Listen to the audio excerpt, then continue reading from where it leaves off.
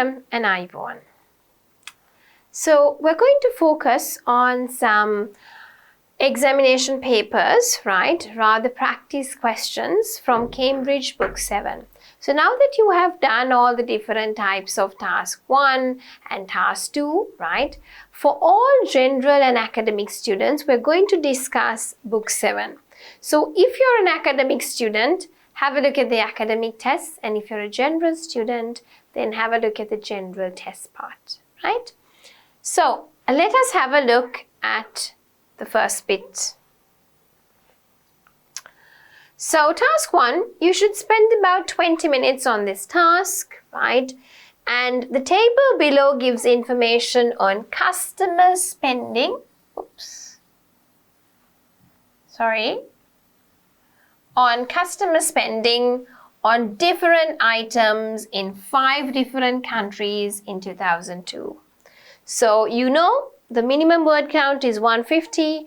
You're supposed to summarize the information by selecting and reporting the main features and make comparisons where relevant. So here we've got food, drinks, tobacco, clothing and footwear, and leisure and education. Here we've got Ireland, Italy, Spain, Sweden, and Turkey. So if you can remember, we've kind of had a look at similar ones as well, right? So Turkey has the highest consumer spending, okay? Whereas food and clothing as well, we've got the highest for Italy. And then for leisure, of course, highest again is Turkey. Cut. So let's have a look at the table. Now, if you can remember, when we were doing tables, I have done this question with you, right? So we were having a look at consumer expenditure, right? I taught you how to paraphrase. We've got the 3 different types. Now, some of you, those who have not watched the video, there might be some of you who haven't followed it step by step. I've done the same question when I was teaching the students about tables, right? So you could go back and refer if you want more details, right? So here you can see that Turkey is the highest for food, drinks, and tobacco expenditure.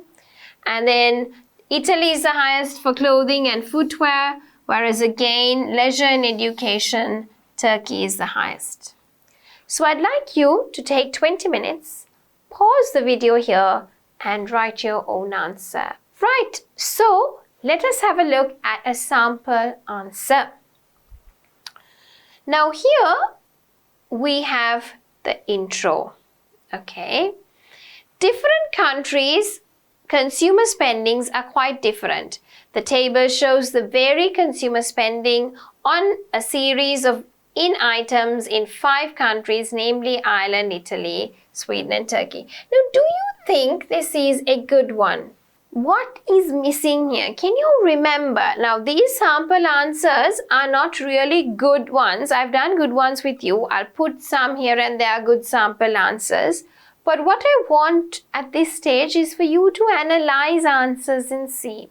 Now, when it comes here, some things are missing. What is missing? This is not a very good intro, okay? We're missing the type. Example, is it a table? Or is it a pie chart? Is it a bar chart, right? So that's missing. And then we don't want opinions quite different. It is different, obviously, right? On a series of items, maybe you need to paraphrase it more clearly, okay? So the paraphrasing wasn't very good. Food, drinks, and tobacco were the most important position on consumer spending in all 5 countries and in a different percentage. In Ireland and Turkey, okay, not really completed. T is not capital. They were near 30%, while in order the other 3 countries were under 20%. Nice, but what's wrong here? We're not writing the overall view. Can you remember? I taught you, you write what? The introduction, and then you write the overview. When you are writing the overview, what did I ask you to do? Write overall, comma, and then the general trend that you see. So you can say overall, all countries spent more on food, drinks and tobacco, whereas the least amount was spent on leisure and education. You could even say that. That's more than enough. But do not write percentages there. And then you have to be careful what? When you're writing names of countries, T must be capital. You should pay attention to punctuation. You should pay attention to your grammar. Okay, so these things are lacking here, and that's what you need to focus on. Okay, cut. So when we come on to the next bit, right, you have food and clothing and footwear were the second important consumer spending in these countries, and then it talks about some percentages, and then the last, and then they have a conclusion as well, so which we didn't really teach the structure there. Okay, so if you have a look at this answer, in terms of task achievement, yes, the student is answering the question. Okay, student is trying to use some level of coherence and cohesion using linkers, right? Simple sentences to a great extent, it is accurate, okay? But, you know, you've grouped the countries in terms of the student has grouped the countries, okay? And made an effort to actually write it. Grammar is simple, sentence structures are fairly accurate, complex ones not so visible, range of complex not visible, right? So what I would say is the student has got all of 5 and some positive features of 6. So it would be an answer which is around 5.5. Right? So that's what I wanted to show you, right? As to how these different answers, how differently they would be graded, okay? But if you go back to my table lesson, you can see a good answer where you've got the intro, the overall, and the body paras. So I wouldn't want to put the same answer here again, but you could have a look at that sample answer if you want to have a look at a good one, okay? So roughly this is around a 5.5 band score answer. Now coming into the next bit, which is the task 2. This is academic test, okay? So in a Cambridge book, usually the first 4 tests are academic and the next 2 are general. The last 2 are general, okay? So let's have a look at the essay topic. It is generally believed that some people are born with certain talents, for instance, sport or music, and others are not. However, it is sometimes claimed that any child can be taught to become a good sports person or musician. Discuss both views and give your opinion. So what are both views? Okay, same thing, 2 sides. Now if you can remember the essay style, discussion essays, same problem, both sides, or 2 different problems, right? So this one, that some, you can say they are born musicians or born sportsmen. In the other sense, the others can be taught to become a good sports person or a musician. So born is one side, taught is the second one, third one is the opinion. So here you must write a minimum of at least 250 words, right? So pause the video for 40 minutes, okay, on your timer and write your answer. All right, so let us have a look at a sample answer. Hopefully you finished writing the answer.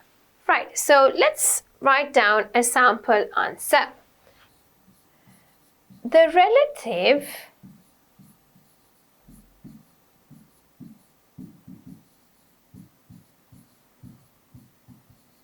importance of natural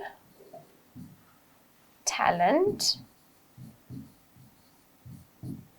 and training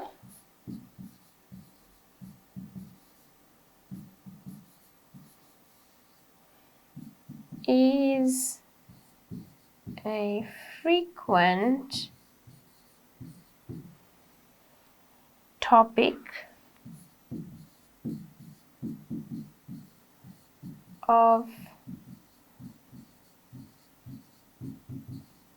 discussion when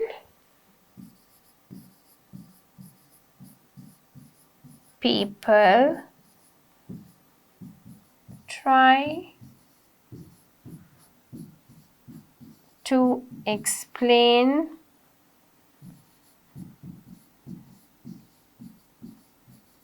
different levels of ability in, for example, sport, art, or music. Next para. Obviously,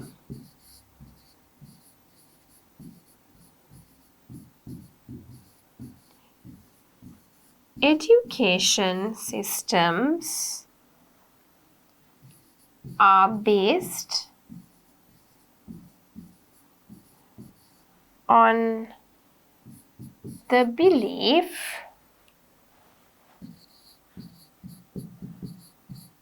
that all children can effectively be taught to acquire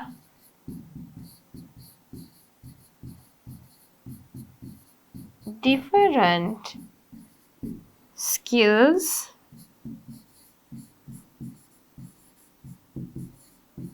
including those associated with sport, art, or music. So, from our own experience,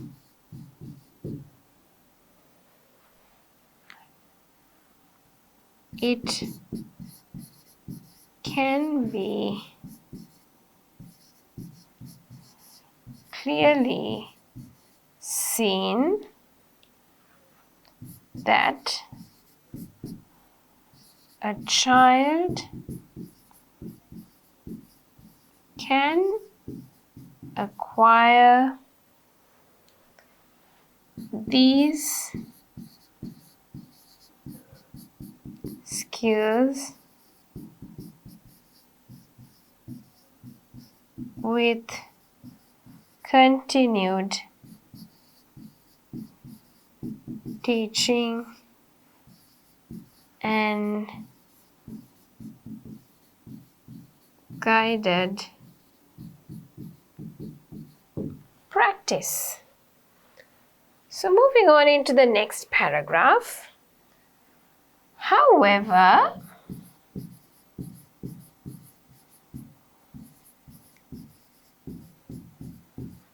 some people believe that innate talent, that is born talent, is what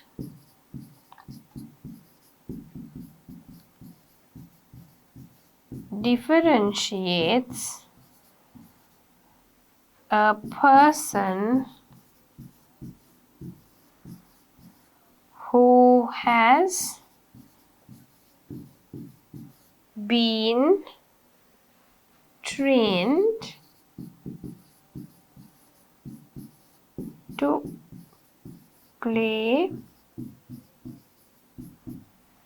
a sport or an instrument from those who become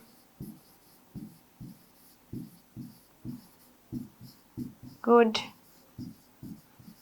players.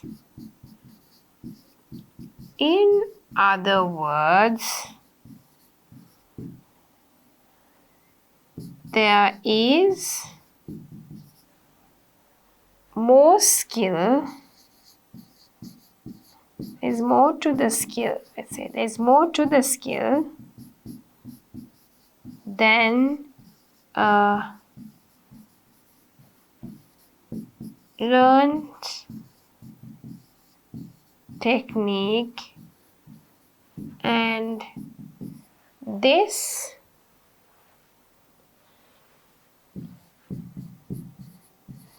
extra talent cannot be taught no matter how good the teacher or how frequently a child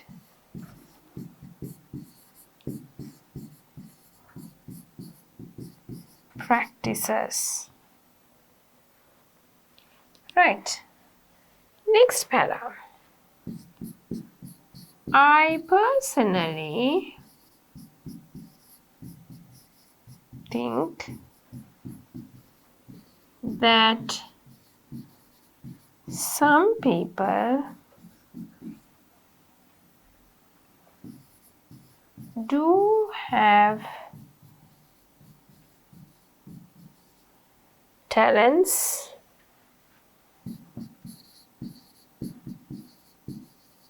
that are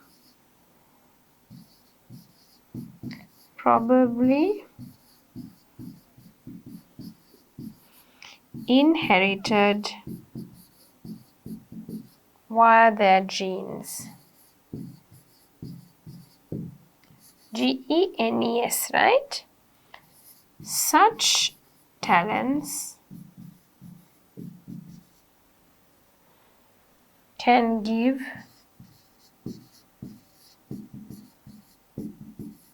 individuals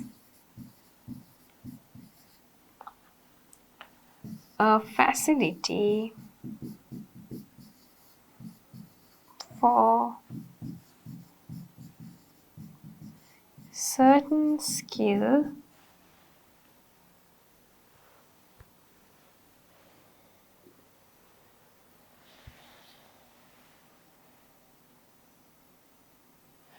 let's say for facility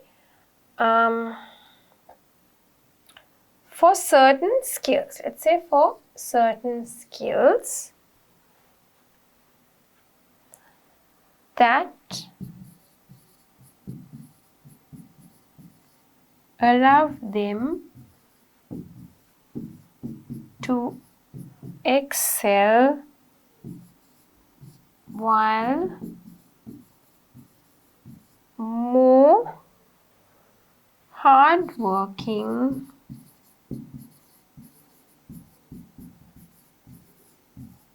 students never manage to reach a comparable level.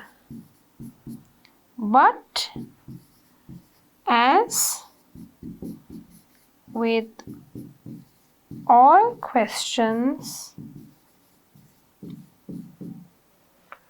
of nature versus nurture,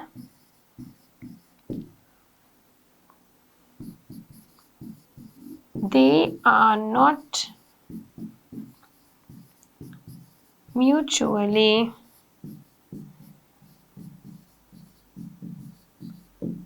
exclusive.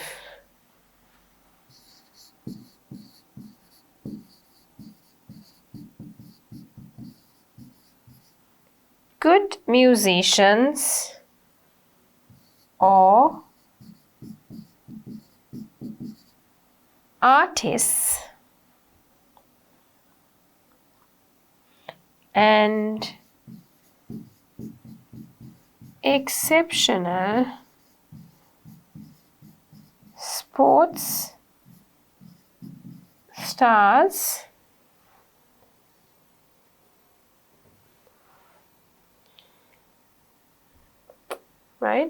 sport stars have probably succeeded because of both good training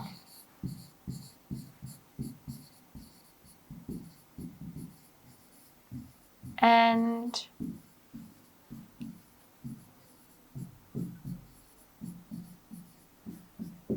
natural talent. Without the natural talent, continuous training would be neither attractive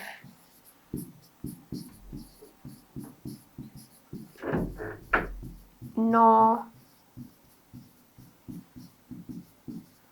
productive, and without training, the child would not learn how to exploit and develop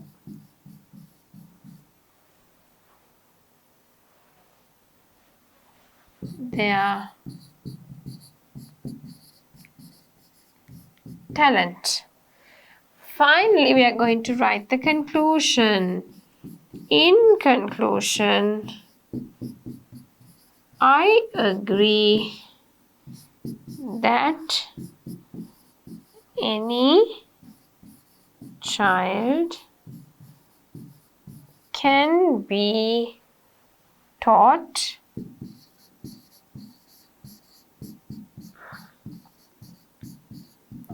particular skills, but to be really good in areas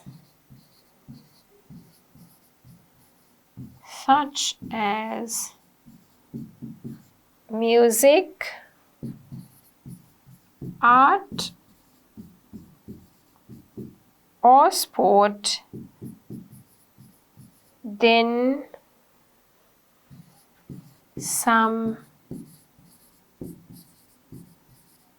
natural talent is required.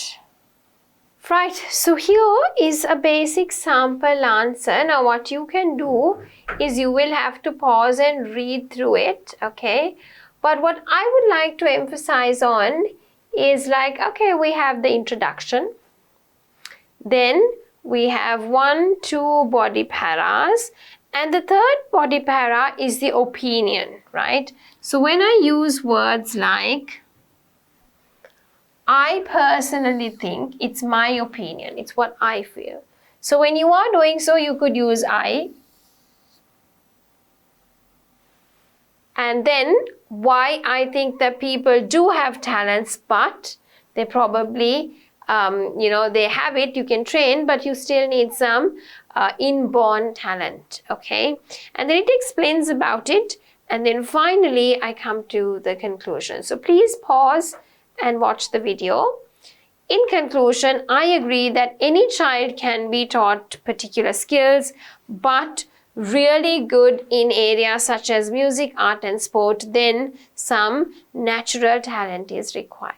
So I'm giving it like a 50-50 say. I'm saying yes, you can be trained, but you also need your born talent. So this is a fairly good answer. All right, so let's move on to the next question. So moving on, let's have a look at the next test. Okay, so test 2, we finished test 1.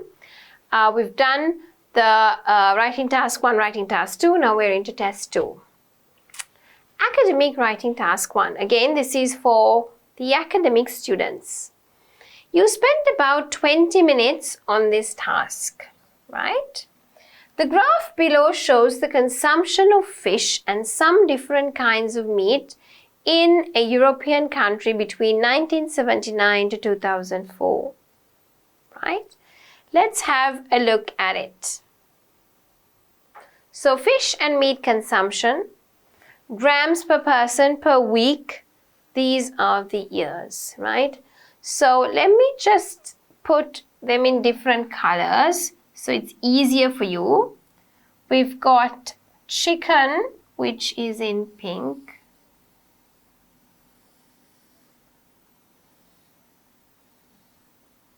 Just going to make it colorful so that it's much easier for you all to follow through. So pink is chicken. And then of course we have lamb in orange color.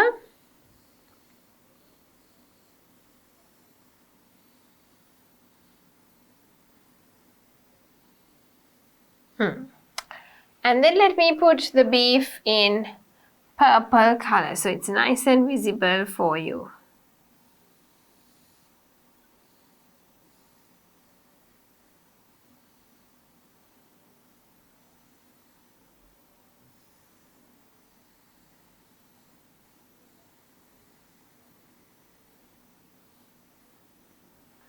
Right, so here is the meat consumption.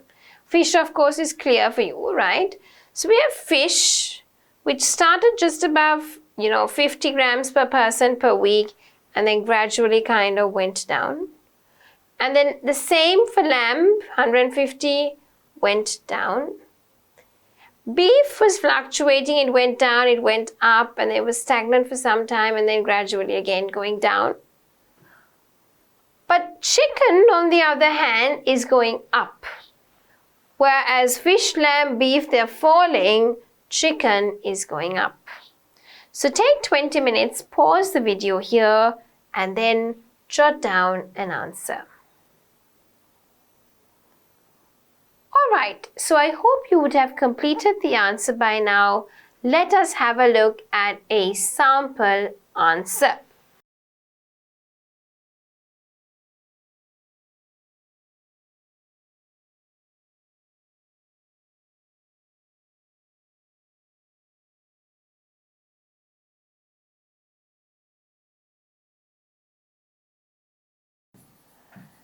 The line graph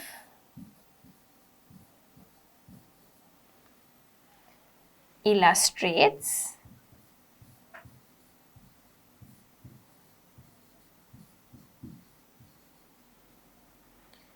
changes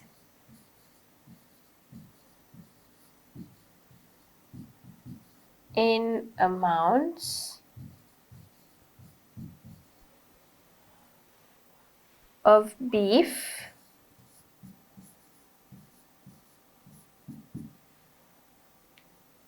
lamb,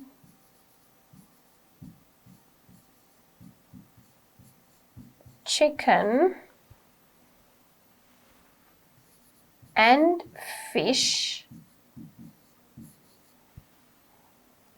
consumed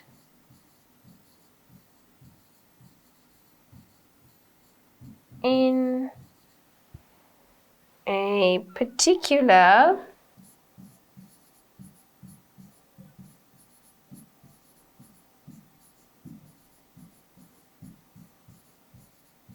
European country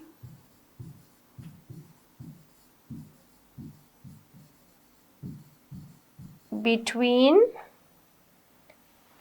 1979 and 2004. Right, let me just move it to this side. Right, next one. Overall,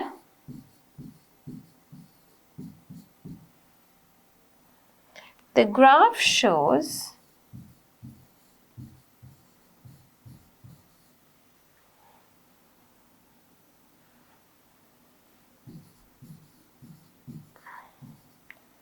how the consumption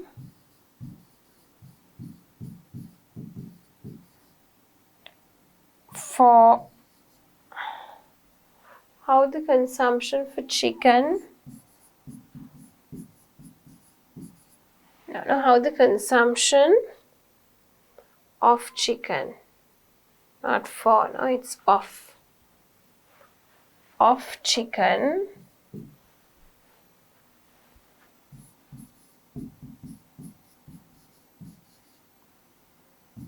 increased dramatically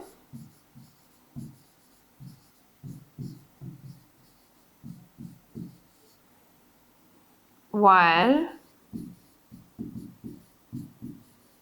the popularity of these other foods decreased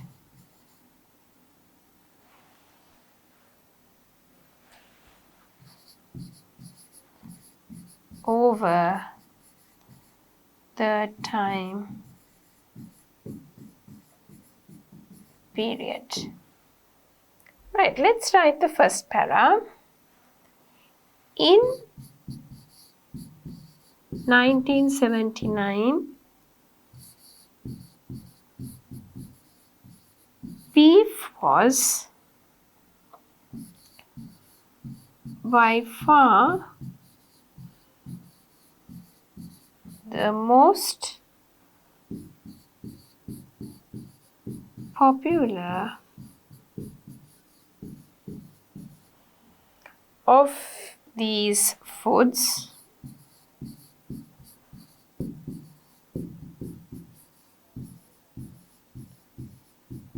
with about 225 grams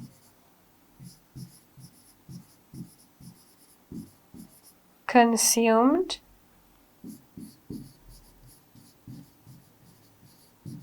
per person per week.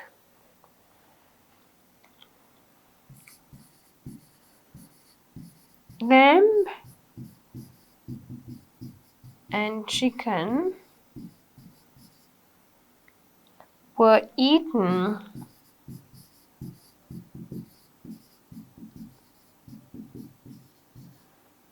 in similar quantities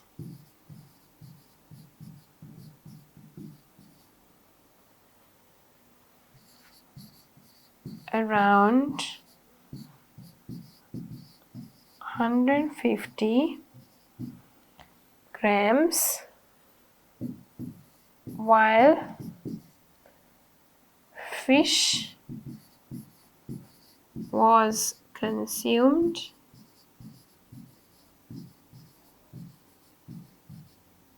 over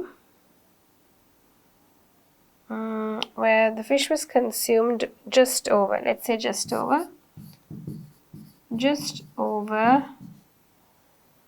50 grams.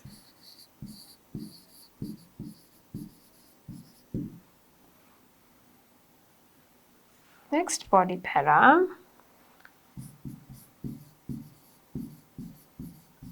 However, during this 25-year period,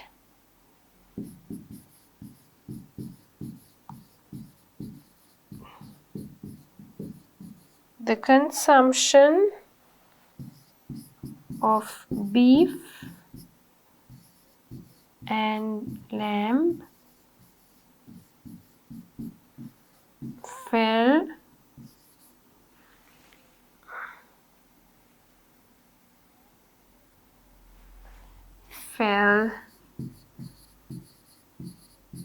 dramatically.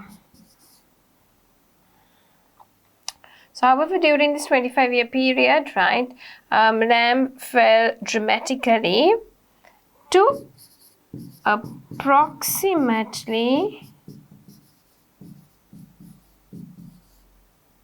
100 grams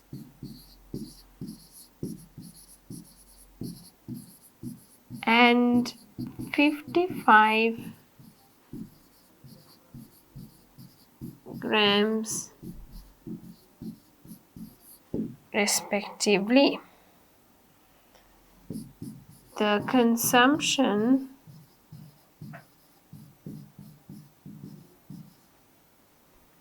of fish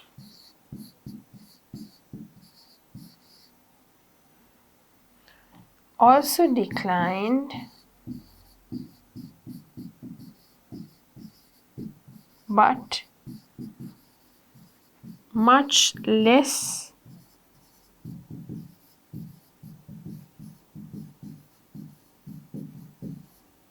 significantly to just below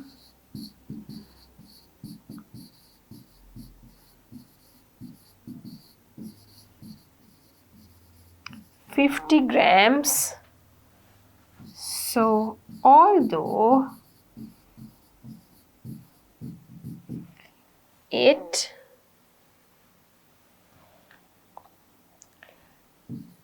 remained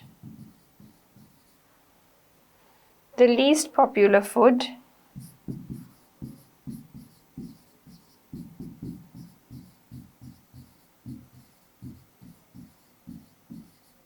consumption levels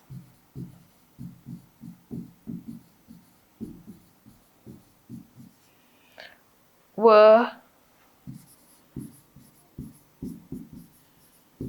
the most stable. And let's write the last para. The consumption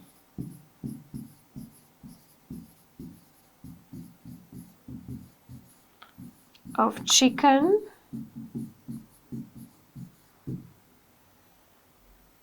on the other hand showed an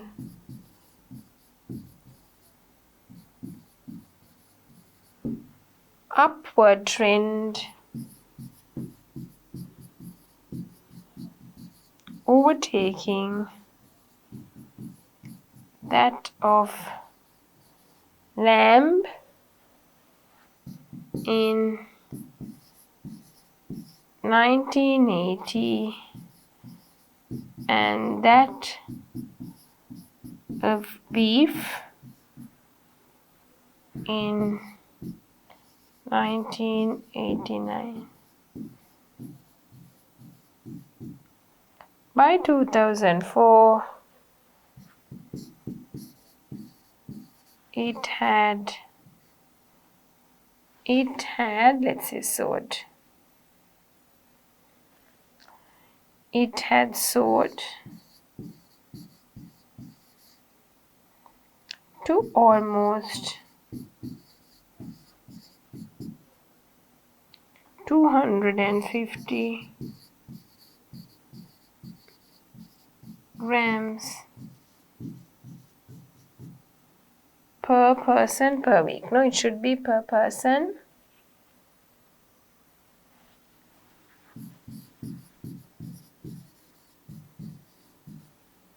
per week.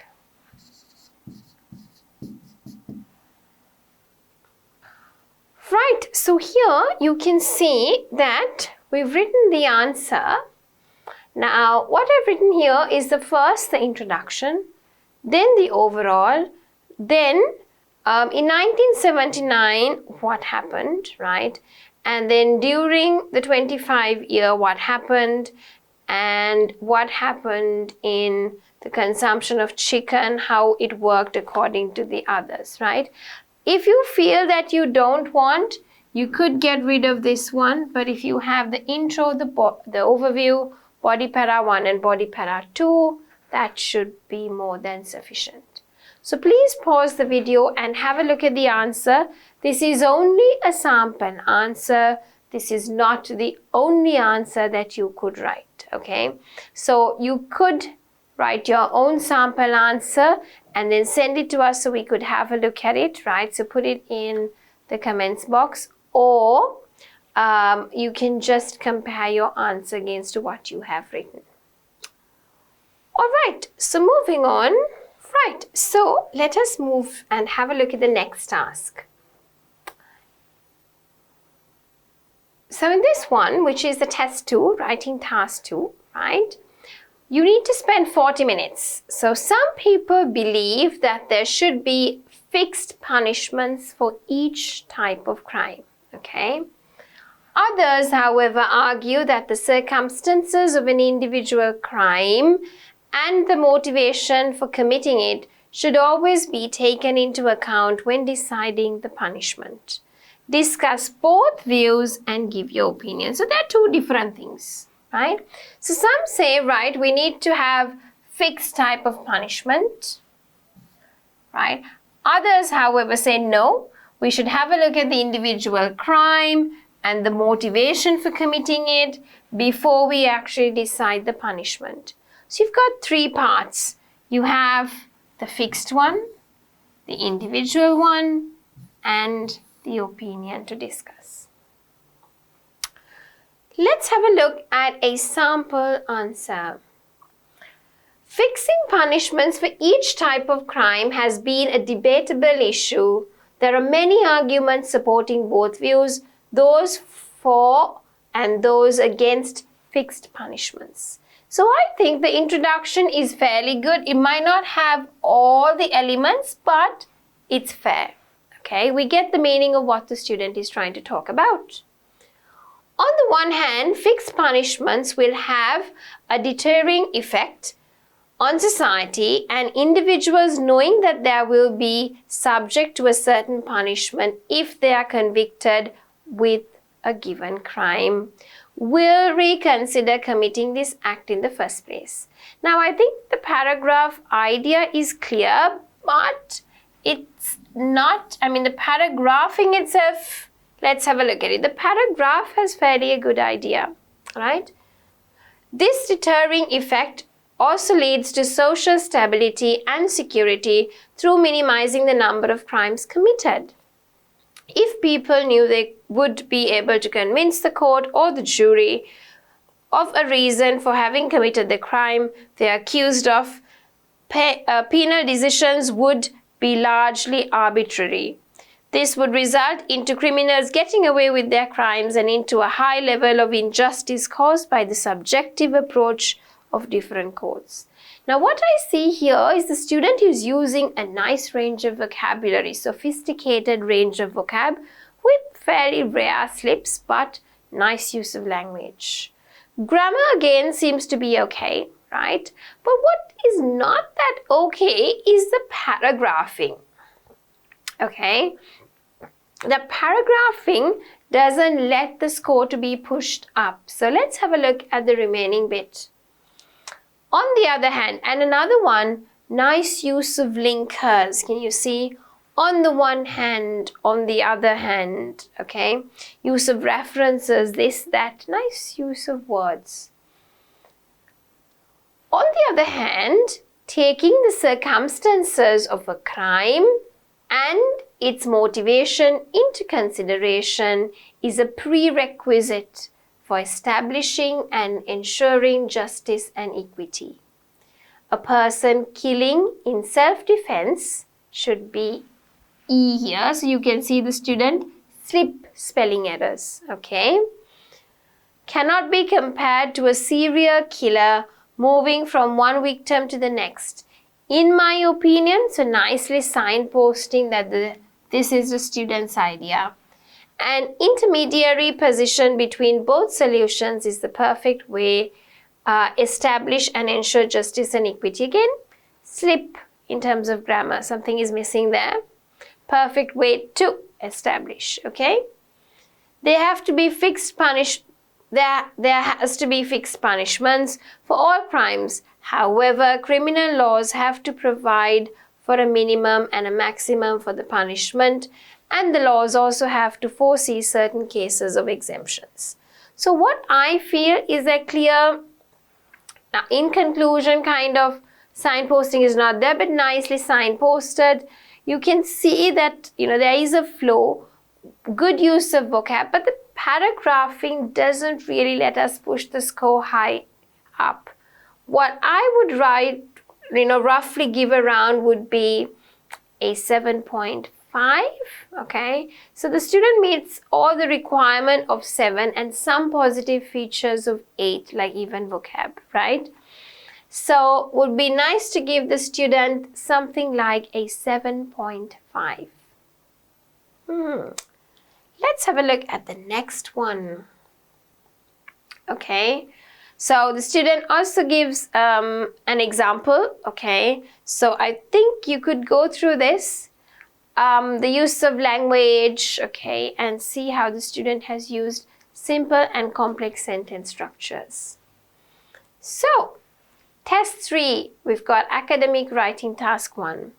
Here as well, you will spend 20 minutes.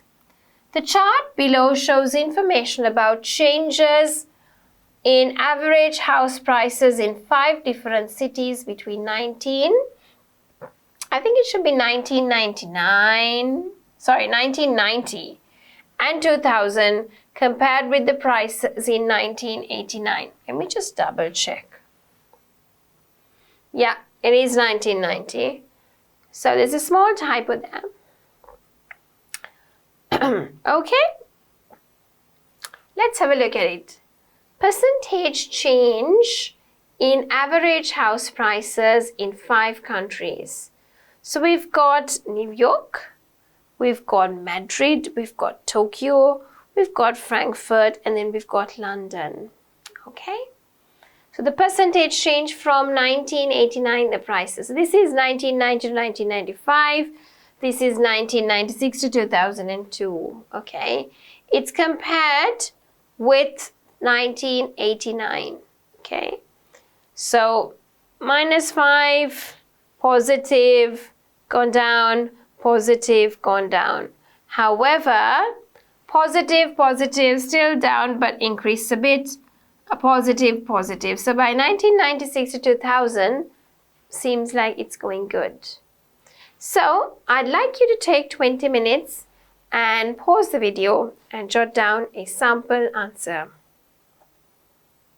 These are all practice questions, so I'd really like you to pay some attention and do it attentively because it's important for you. And once you practice all these practice questions and go for the exam, you should be able to get your desired score, right? Right, so let's have a look at the student's answer, right?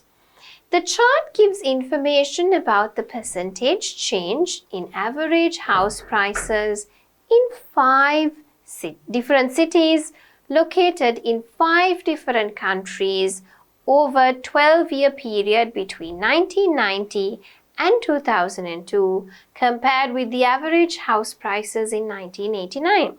So actually this paragraph is good, right? The student is able to identify and write a clear intro, but there are a few grammar errors here and there, okay? Then the student talks about, according to the chart, during the period from 1990 to 1995, what are the significant differences? Comparisons and the main features are being picked out. And again, it talks about for the next period, and then London has the largest increase in the average house price, and then all in all. So this is like the overall, which the student has written right at the end, okay?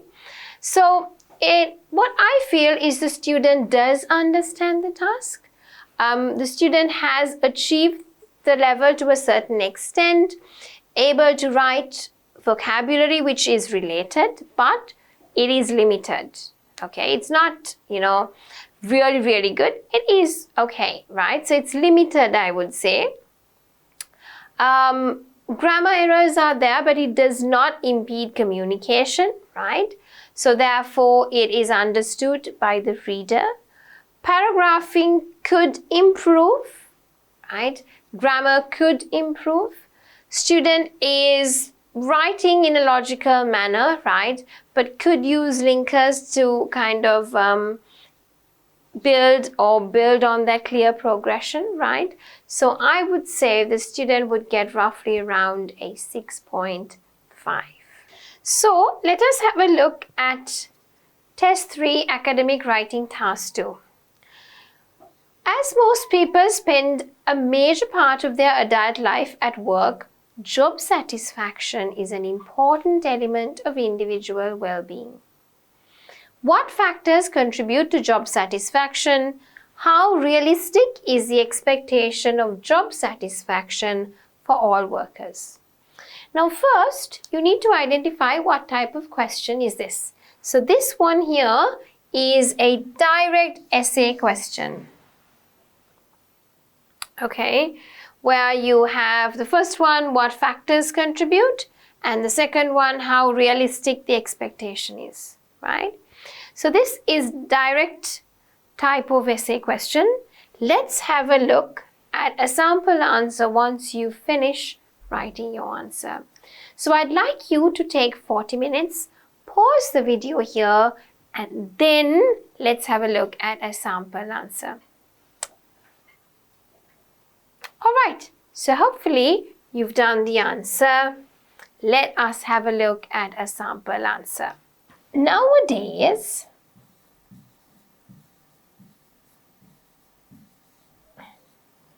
many adults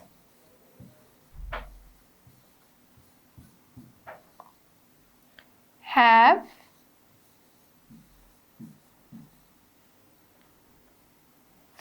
full-time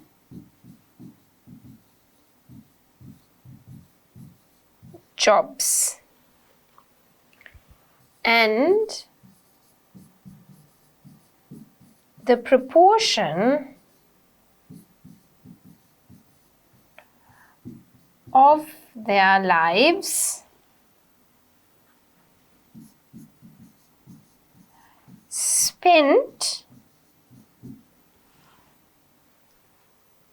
doing such jobs. So feelings about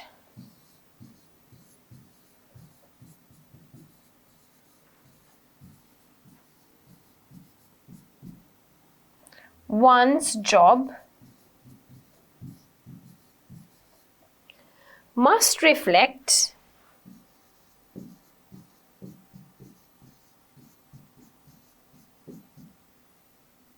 how an individual feels about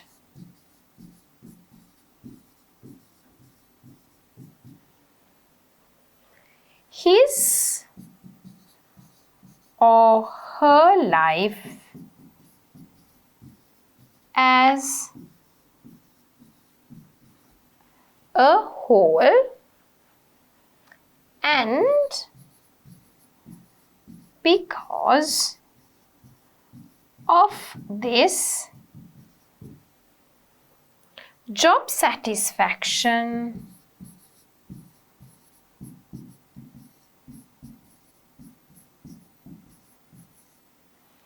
is indeed very important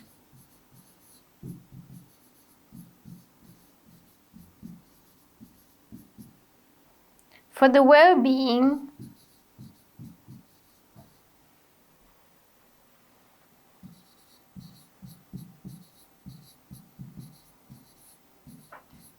of that person.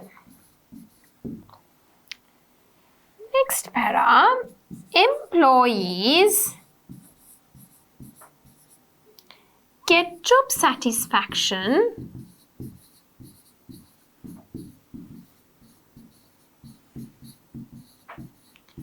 in a number of ways. Firstly, nice signposting language. A person needs to feel that they are doing valued and valuable work.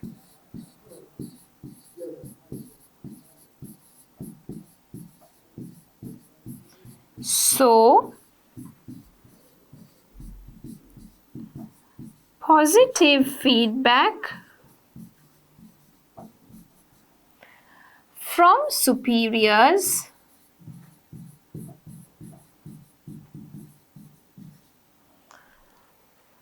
is very important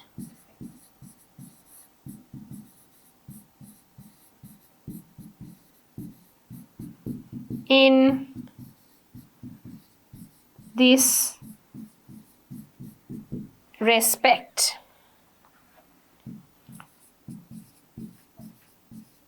A sense of fulfillment is also encouraged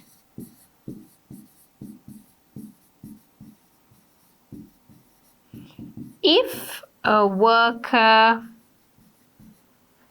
feels the job is worth doing because it contributes to society or the economy as a whole, right? So here we've written, or rather I've written the introduction, which is fairly a good one, right? So it talks about, paraphrasing the question and what the question is really about. Next, now there are two questions if you remember. What factors contribute to job satisfaction? So I would advise students to write this as para 1, body para 1, and this as body para 2, right? So what factors, and that's what we've spoken about, okay? There are a number of factors. Firstly, I've written this, and then secondly, you can write another point, okay? So maybe 1 to 3 points is more than enough into one para, or maybe even 2 is sufficient. And then you talk about how realistic is the expectation, right? In the next body para, and finally you can give the conclusion. Now what I thought is I'm not going to write everything for you because you're getting the hang of it now, right? So I've given you sample answers, I've written sample answers, and now I think you're getting the hang of it. So you should be able to jot down your own answer, right? And then see, okay, go in terms of task achievement, coherence and cohesion, lexis and grammar, okay? What I feel is for writing, always make sure you write your answers and then get it assessed, okay? Right, so moving on, we've got the last one for academic students, test 4, right? And in this one, here you have pie charts, okay? So you've got 4 pie charts here rather. Let's see what it's talking about. The pie charts below, oops, sorry about that. The pie charts below show units of electricity production by fuel source in Australia and France in 2 specific years, 1980 and 2000. So what are you supposed to do? Select the important points, right? The main features, and make comparisons where relevant, okay? So units of electricity by fuel in Australia, and then units of electricity by fuel in France, okay? So we've got the same ones. We've got coal, oil, natural gas, hydropower, and nuclear power. So in Australia in 1980, it was only coal, oil, natural gas, and hydropower. However, by 2000, the total productions increased from 100 to 170, where it was coal was the most, it had increased, and then a bit of natural gas, just a bit of oil, and we had hydropower as well. When it came to France, they had coal, lots from oil and more from natural gas, hydropower, and also nuclear power, which Australia did not have. And when it came to year 2000, France had 126, so 90 to 180 units, double, okay? Out of which 126 was for nuclear power, coal, oil, natural gas was 2, and hydropower was 2. So it's significantly reduced in terms of natural gas, okay? So have a look at the similarities and the differences. Pause the video here for 20 minutes and then write an answer. What I feel is the key success towards getting a good grade is practice, practice, practice, okay? So you know the vocab. We've done all the different types of charts, right, or illustrations. All you've got to do is sit down and write and then go through the sample answers and see, does it actually match, okay? What areas do you need to improve? Always have a look at it in terms of the 4 marking criteria, which is your task achievement, coherence and cohesion, lexical resource, and grammar range and accuracy, okay? All right, so hopefully you finished the answer by now, right? And let's have a look at a sample answer. So I'm not going to do everything. I'll just, do a rough skeleton for you so that you're able to then have a look at it and think, okay, so this is how the flow should be. The pie charts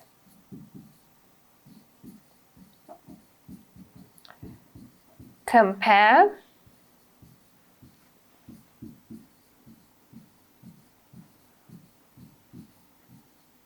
The sources of electricity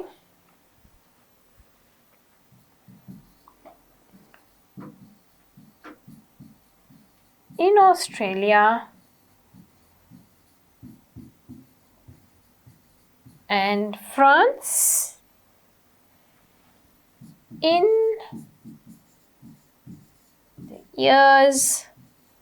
the 2 years 1980 and 2000,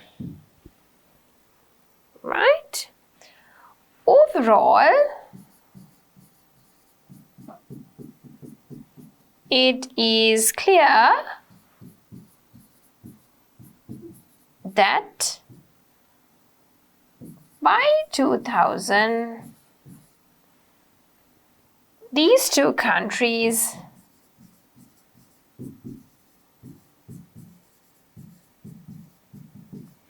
relied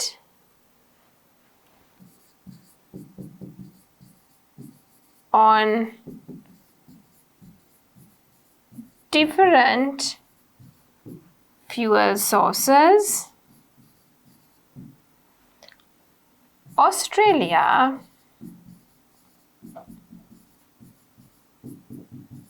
relied on coal, whereas France on nuclear. Now let's, without putting whereas, I think we could just put and, right? So let's just put and there. Coal and France on nuclear power. Body para 1 in 1980,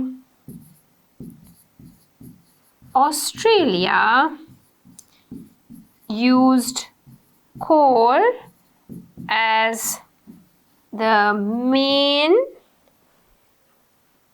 electricity source, right? So what I would like to do is I would like to talk about 1980 Australia and then compare it against France, and then come to year 2000 and compare Australia against France. Okay, so in 1980 in Australia, the main production was what? Coal was used as the main electricity source, which was 50 out of the total units, right? Whereas in France, it was natural gas which was used the most, right? So I'd like to compare and contrast between the two countries in a specific year. So I would write in 1980 and then by 2000. So once I finish writing all of this in this para, I would say by 2000 and then talk about the differences in 2000. Okay, so I think you're getting the hang of it now as to how you need to separate your answers. Okay, so we've got the intro, we've got the overall, and then we have our two body paras. Here we will put 1980 together and compare and contrast with Australia and France, and then we put it, the next para would be near 2000. We have a look at Australia and France, the differences and the similarities. All right, so we come into writing task 2, which is some people think that universities should provide graduates with the knowledge and skills needed in the workplace. Others think that the true function of a university should be to give access to knowledge for its own sake, regardless of whether the course is useful to an employer. What, in your opinion, should be the main function of a university? Okay, so here you need to write 200 words, and let's have a look at what you're going to write. Okay, so I'd like you to pause the video here and on the timer for 40 minutes, write your own answer, and then let's discuss a sample answer. Alright, so I hope you would have finished your answer by now. Let's have a look at a sample answer. So here we've got an answer. What we need to do is have a look at it and see, is it a good answer, or what kind of score would a student get if the student was to write something at a similar level. Okay, so what knowledge and skills should universities provide has been argued for many years. Okay, true function universities. Now when you have a look at the question, quite similar. So what I feel is the student does not have good paraphrasing skills. Quite similar to what actually the question itself tells. Right? So I think student needs to work on his or her paraphrasing ability. Then there is some use of signposting language. The first reason for universities should provide these knowledge and skill is the student's needs. So if you read it, you can understand that the grammar is not that brilliant. Okay? I'm not saying it's really, really bad, okay? All I'm saying is a student is attempting to write complex sentences, but they're not accurate, okay? But simple sentence structures are also problematic, but we are getting some kind of idea while reading it. Obviously, the most of the students go to university purpose of is to get some knowledge and skills which could make them have the ability to get a job. If a university does not provide this knowledge and skills, the students might not get a job. Now, I feel the lexis is limited, okay? So, coherence and cohesion is there to a certain extent. The student is using some linkers, first reason, as a result, right? But the student is not really getting the whole picture. Moreover, right? But the clear progression is not there. Like to say, okay, this is the intro, body, and then the conclusion, okay? That clear progression lacks. I would say language or lexis is limited. Grammar and vocabulary, again, is quite limited, okay? So I think the student would get something like a 5.0 for this kind of answer, okay? But the student has written in conclusion as well. So you do see that the student knows that you need to have an intro, body and conclusion, but the logical building up, the gradual progression is what the student lacks, okay? So I think at this point, the student would get something like a 5.0, okay? Right, so moving on, we have our general test. Now, this is for the students who are doing the general IELTS test, okay? So in book 7, this is your task. You have recently started work in a new company. Write a letter to an English-speaking friend. In your letter, explain why you changed jobs. Describe your new jobs or job role. Tell him your other news. Tell him or her. So you're supposed to write it in 150 words. What is this? A formal, informal or semi-formal? So you know this is going to be an informal letter because you're writing it to your friend. What kind of friend? English-speaking friend. Okay? So please pause the video here. You know what to do, on the timer for 20 minutes and write the letter. Alright, so just a quick reminder before you start writing, do not write any addresses. Alright? Okay, so hopefully you finished writing your letter. Let us have a look at a sample together, okay? So because you're writing to a friend, you could say, Dear Jane, okay?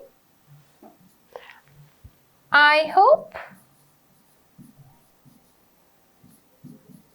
this finds you and your family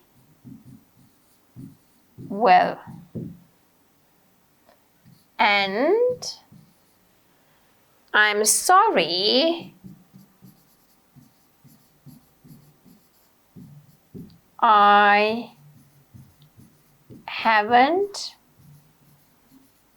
been in touch recently. I'm writing now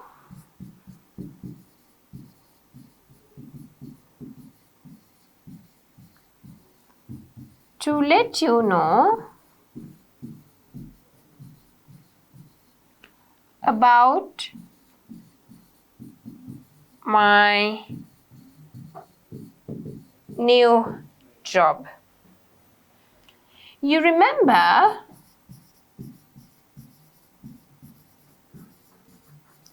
that I was working for that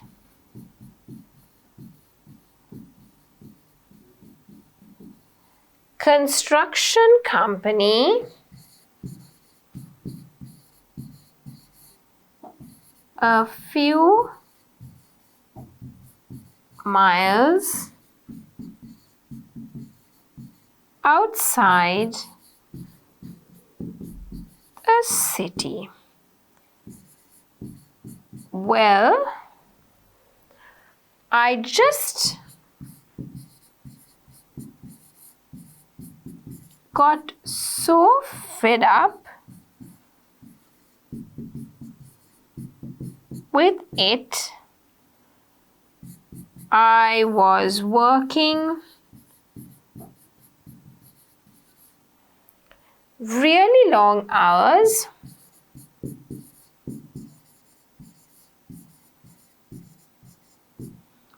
and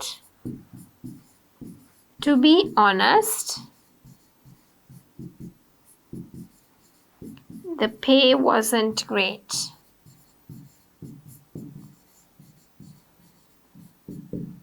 So basically, or let's just say so, I applied for a job. Let's say for a new job at a new international company that was looking for admin staff for a new branch in the city center. Next para. I was a bit nervous in the interview, but in the end, I got a job as one of the senior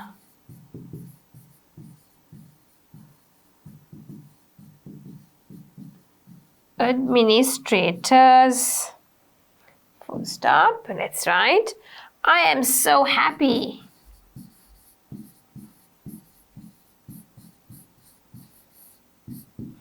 The pay is better.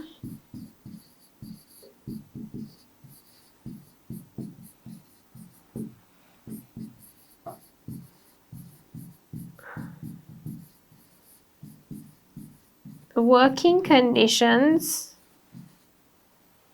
are great.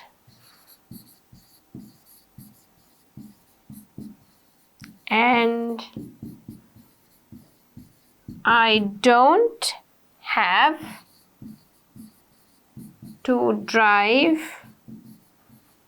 to work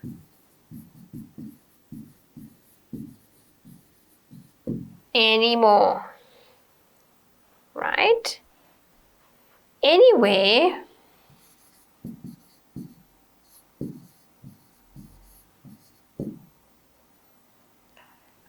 Anyways, I'll write to you soon. Keep in touch. With love,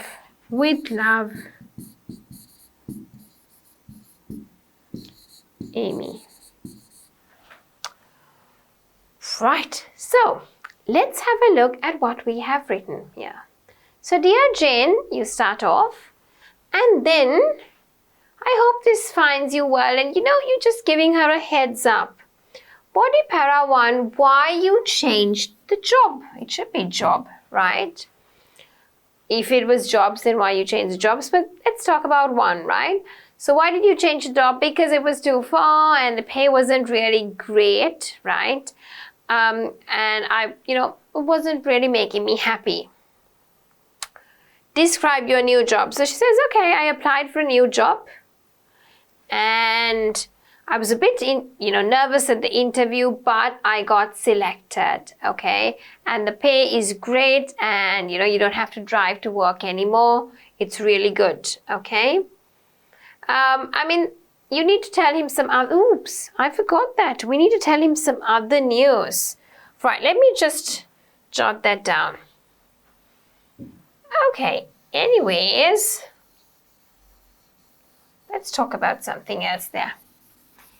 Anyways, I'll stop here because my sister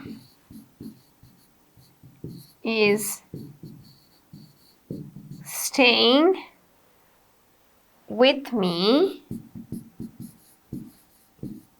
as she got a new baby girl.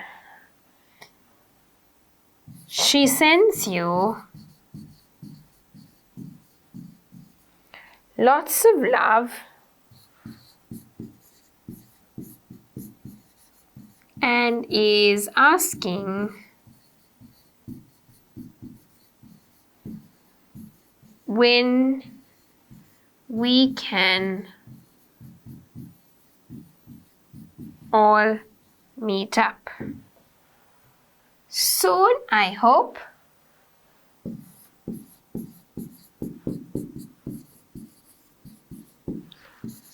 Lots of love.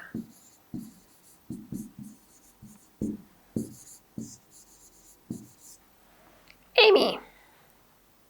So I gave in a bit of more information. Other news is that my sister got a baby girl, right? And so she's here, so I'll have to stop writing, and she's all asking us when we could all meet up. Just hope soon, and then lots of love, Amy. Okay? So I think you get an idea as to how to approach it. You write first bullet point, second bullet point, and third bullet point as 3 paras, and then you have an opening, and if you want a closing para as well. Okay? All right. So general writing task 2. Some people prefer to live in a house, while others feel that there are more advantages living in an apartment. Oops. So house and apartment. Are there more advantages of living in a house compared with living in an apartment? So you have to compare and say which one is better, okay? Are there? So they're asking you for your opinion. What do you think about it, okay? So jot down first. What do you think? You could think either way, okay? For an example, you could think, for me, Are there more advantages living in a house compared with living in an apartment? I think yes. Okay, I say yes. Okay, why do I say yes? Is because houses and apartments, right? In terms of houses, you have more space. You have a garden. It's more relaxing. Okay. And it tends to be like your own place. It's quiet. Okay. But I mean, apartments also could be quiet depending on it, right? Apartments, on the other hand, lots of people in one building. Okay. Could be secure because of the security. No garden, no personal garden.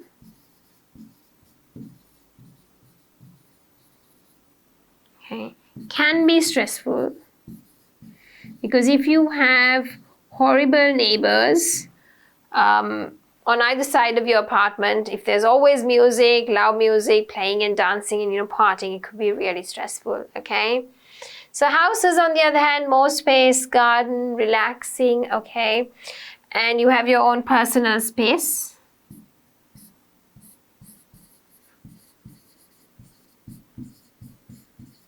So personally, I feel that housing is better, okay? So you can come up with your own ideas, pause the video here, spend 40 minutes and write down your answer. All right, so I hope you finished writing the answer. Let us have a look at a sample answer. All right, so let's have a look at the sample answer, right? In big business cities, there are two options available for the type of accommodation, houses and apartments. Some people prefer to live in apartments and some like to live in houses, right? So as you can see, the student has kind of written an introduction, okay? It's fairly okay, I would say, right? In big business cities where almost everyone is going out daily for work or studies, apartments provide much more comfortable and safe way of living. The advantages include the fact that there is one key and lock they have to take care of, and also the sense of being a part of a big family. Usually a guard sits at the main gate, so children can play around in the apartments as no staircase has to be cleaned, which is a difficult task. All housewives know it well. But a key advantage is that it is safe to go on vacation on a long trip. So I tend to feel the student says, okay, there are positives of living. There are two options, houses and apartments, and some people like to live in apartments, whereas some love to live in houses. Now here the student talks about the benefits of living in an apartment. I feel the student is writing grammatical correct sentence structures. Here and there are a few errors, but it does not really impede the communication, right? So I think it's fairly okay. Moving on the other hand, houses have their own attraction for its inhabitants. Garden lovers usually prefer some punctuation errors, right? Prefer, again spelling error, houses as they can have their own garden. It is also easy to keep a pet, especially a dog, in a house because a dog can play around in the garden. If someone is interested in maintaining cars himself, it can only be possible in houses where no one can have his own garage, okay? Where one actually can have his own garage. So where people are sometimes much more concerned about their privacy, living in apartments can be difficult. It may also be the case that someone is not able to deal with other people, for instance, next door neighbors, and then house can be the best choice for such people. However, sometimes houses can be a bad choice for low-income people. Maintaining a big house and running it properly can be a problem. So what I feel is the student goes 50-50, right? Tends to be a little biased towards the apartment side, but talks about both sides, okay? And then says, houses can be a bad choice. I'm assuming student thinks the apartments are much better. does have some level of grammar, I would say. Here and there, spelling errors, grammar errors, punctuation errors are there. But I think overall, good level of lexis, okay? Task achievement is there, right? So what I would think is this is like a band 7 score answer, which does have positive features towards what the descriptors are in a band 7. All right? Okay. So, coming to the last test in book 7. Okay, so we've got 4 academic tests and 2 general tests. So here you're supposed to spend about 20 minutes on the task. Last month you had a holiday overseas where you stayed with some friends. They have just sent you some photos of your holiday. Write a letter to your friends. Again, this is an informal letter. In your letter, thank them for the photos and for the holiday. Explain why you didn't write earlier. Invite them to come and stay with you. Okay, so take 20 minutes, pause the video here, and then let's have a look at a sample answer. Right, so I hope you have finished having a look at your answer. Let's discuss a sample together. Dear Taufik and Lena, I'm so glad receiving your photos when we were in Singapore. The photos are so nice and bright. They remind me for my special holiday with you. I'm sorry because I don't write a letter to you as soon as possible. After I came back to Melbourne, my boss asked me to have 2 weeks training in Wellington, New Zealand. I don't have any time to tell you because it happened suddenly. My company wants to change the system of the computer into the online system. All the staffs must have training first before the system running. I hope you can come to stay with me during next holiday. My address is 888 Little Collins Street, Melbourne, Victoria. You can contact me first if you have a plan to visit. Thanks for your kindness and I'm looking forward for your reply. Yours sincerely, Victor. Okay, so I think do you think it's a good answer? I think yes, the student has made an effort, okay? However, the student does have a limited range of vocabulary. Even simple sentence structures are not that accurate, okay? And looking at the structure, I don't think it follows the 3 bullet points clearly and does not come in 3 clear paragraphs, okay?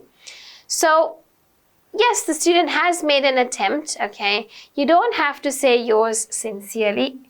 It's actually not yours. The student has written yours sincerely, okay? So again, error there. So I think this level of answer would get like a 5.0, okay? So that's what we need to kind of focus. If you want a better score, which I know most students doing general need 7 or 8 above. So if you're going like Canada, most students need 8 if they're doing general IELTS for migration purposes. So what you need to focus is on your grammar, your lexis and your structure. That's really important because in the letter, I mean, there's no such, clear progression and things. So all you've got to do is follow the 3 bullet points, intro, 3 bullet points, and if you want like a last concluding sentence, okay? All right, so with that, we're coming to the last task, and that is writing task 2. Some people fear that entertainers, example, film stars, pop musicians, or sports stars, right, are paid too much money. Do you agree or disagree? Your opinion. Which of the types of jobs should be highly paid? So again, this is like a direct essay question. Okay, so it's kind of mixed together. I'd like you to take about 40 minutes and then jot down an answer.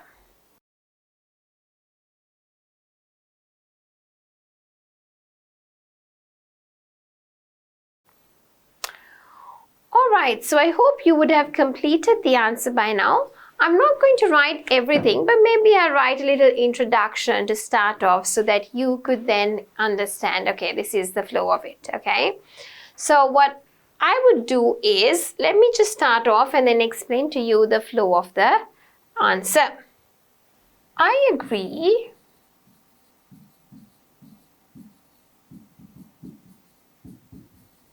with the view that stars in the entertainment business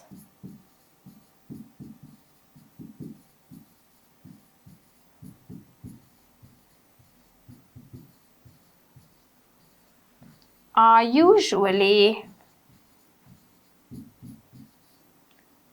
overpaid. This is true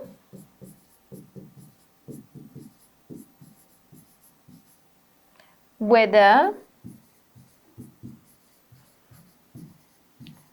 we are considering